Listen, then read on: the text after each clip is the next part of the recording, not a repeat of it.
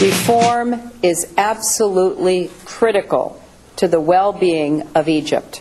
As a partner, we strongly believe that the Egyptian government needs to engage immediately with the Egyptian people in implementing needed economic, political, and social reforms. Now, this very same talk, this utopian idealism, led to the overthrow of the Shah of Iran back in 1980 and the arrival on the scene of a fundamentalist named Ayatollah Khomeini, who had been sent in exile to Paris. He returned to Iran, and he instituted the virus of radical Islam around the globe. The fact of the matter is, if Hillary Clinton doesn't know that, then she's not equipped to be the Secretary of State. If she does know that, then why does she want the same thing to happen in Egypt?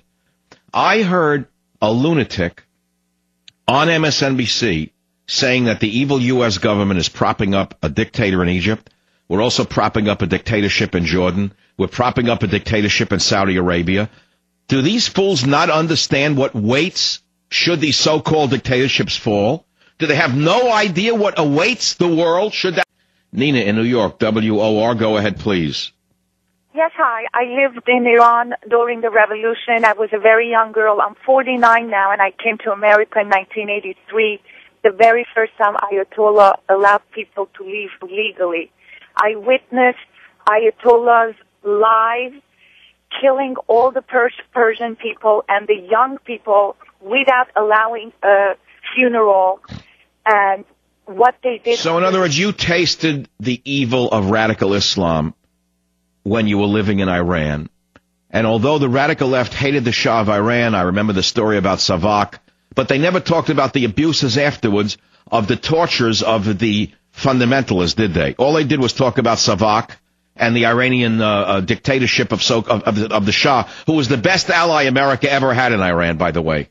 Yes, and what happens to Egypt now is breaking my heart. Leave these countries alone, because I witnessed what happened in Iran and what is going on now. These people are... But how could this idiotic administration of ours call for the very same thing that happened to Iran to happen in Egypt? Are they insane, or do they want another revolution to occur there? And if so, are they on the side of the Islamists? That's the only question that's running through my mind today.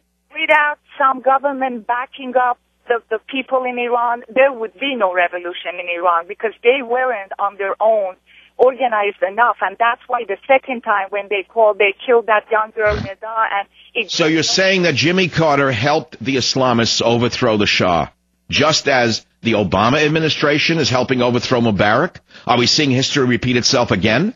Yes. Are these people that myopic that they don't know what they're doing? It's astounding to me. Just astounding to watch this. I watch the world burn, and I see them celebrating it on television. Today, the worst was a guy on MSNBC from the Washington Post who took the side of the most vehement anti-Americans in clip 26. Listen to this. Americans think we're on the side of freedom in the world, and they don't understand why there's a lot of anti-American sentiment in the world.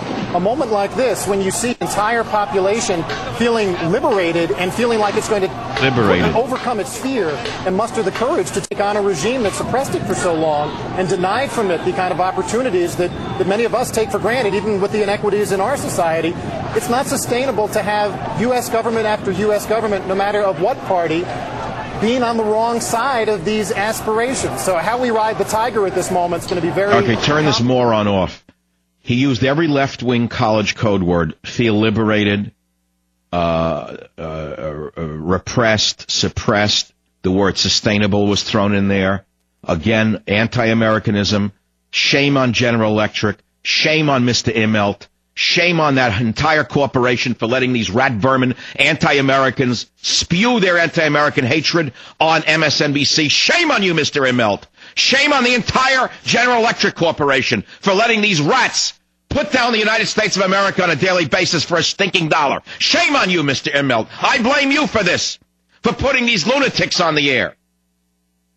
Kansas City, Robert, you're on the Savage Nation. Dr. Savage, the American public seems to forget that Anwar Sadat was assassinated by the Muslim Brotherhood. and remember seeing it on television. They don't even know who Anwar Sadat was. They don't remember his assassination by the loving Muslim Brotherhood that stands to gain as a result of the United States media being in cahoots with the radical Islamists, because, I keep repeating, the wedding between communism and radical Islam went on a long time ago. It was a secret wedding, but I happen to have been there. I've been around an awful long time. And that wedding has produced the devil.